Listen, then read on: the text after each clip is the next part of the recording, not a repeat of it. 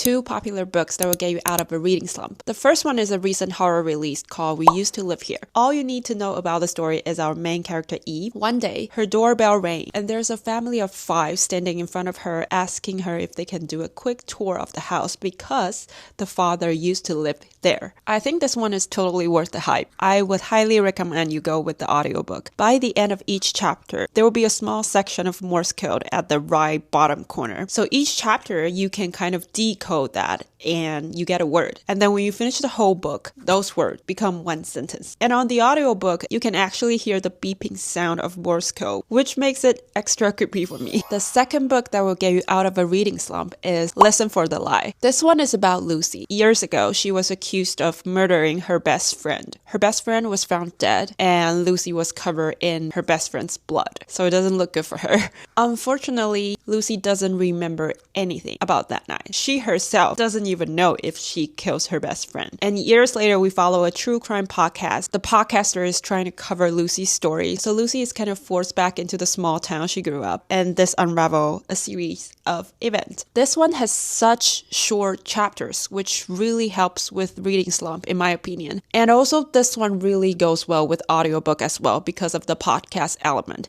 And I believe it's a full cast narrators, which really elevates my reading experience. It is really fast-paced, well-structured, and the red herrings are reasonable. It makes the story more juicy and interesting, but when the truth came out by the end, you don't feel like you're deceived. This also has a very light romance underneath, so if you like a little bit romance in your mystery, this one is for you.